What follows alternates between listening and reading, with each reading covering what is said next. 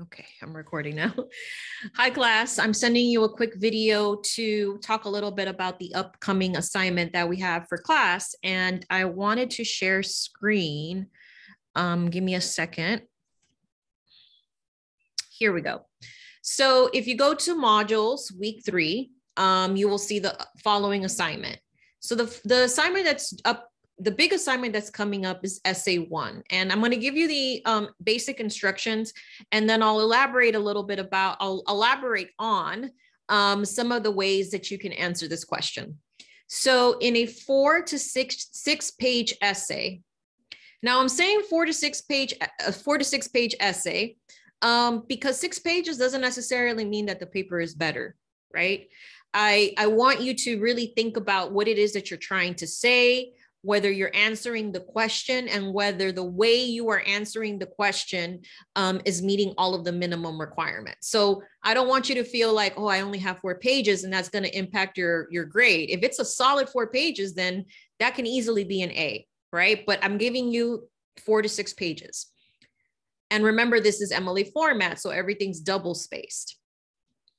I want you to respond to the following question. Remember, in order to receive a passing grade, you must meet the minimum requirements. And, you know, it's important that you don't test that.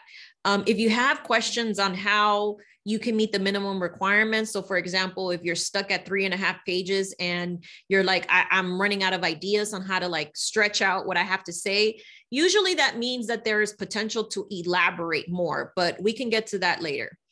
This assignment will require outside sources and a works cited page. So for example, if your paper is 4 pages, the 5th page is your works cited page. And I've uploaded a bunch of examples of what that works cited page should look like. And because this is an English 102 class, I'm a little bit of a stickler to the formatting of the works cited page. That's why I provided multiple examples and how-tos on Canvas. You need to follow MLA format. So we already know a basic MLA format is Times New Roman, 12-point font, double spaced. And essay format. We've talked about essay format. It's an introduction, multiple body paragraphs, and a conclusion. So let's look at the question. There are many interpretations of Allegory of the Cave by Plato. I want you to focus on the theme of prisoners. What does the author argue imprisons the characters? How is the theme of prisoners reflected in today's society?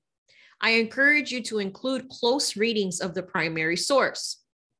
And then I go over the minimum requirements again. So this is me just kind of freestyling. I haven't really thought this out, but when I woke up this morning and I saw it on, I think I was on TikTok. I thought of this class. And I was watching AOC give public testimony on how different companies are surveilling American citizens and residents through using the dating apps. And so the federal government and some of these companies that do the surveillance have created some type of partnership. And again, this was like a TikTok. So it was like a 60-second reel that I heard her talking, and there was like a brief explanation. Essentially, you know, I mean, there's surveillance, you know, Americans are being surveilled. And there's this conversation about us not really necessarily having the full liberties that this country says we do. And there are a bunch of other examples. You know, you could talk about, you know, the psychological effects of cognitive dissonance, which is what's something that can be interpreted from Allegory of the Cave, right? There's this denial, right, that the circumstances that we are in are not as problematic or not problematic, even though the circumstances are impacting our well-being. And you can actually use that psychological term and go and use that as part of your example and interpretation of Allegory of the Cave. You can make it political, the way that I just gave you a description on AOC, but there's a bunch of other examples out there that you can use. But essentially, in order to make this assignment work, it's going to require a lot of close reading and really paying attention to the meaning behind the symbolism of the shadows, the symbolism of the dark and light, The symbolism of who is the, who is the enemy, who is the villain, and who is the hero. The symbolism of truth and denial.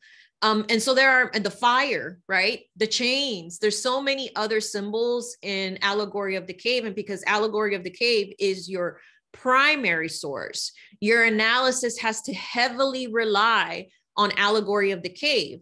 Your secondary source supplements your analysis, and it's what contextualizes your analysis in present day. I hope that is making sense. I had a very similar conversation with a student, I want to say sometime last week about this.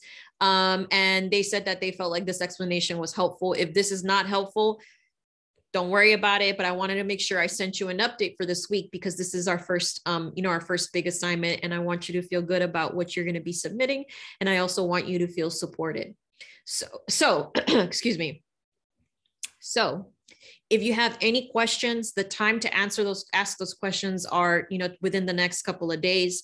I'm logging off on Friday from my work email. So if you get stuck on Saturday, you're going to have to rely on the Writing Center or using the tutoring service on your, on your Canvas page, either with West LA or with NetTutor. With your campus or with NetTutor. You have two options, right? You use Tutoring Center on campus, or you can use the Tutoring Center on NetTutor, and both of them have online options.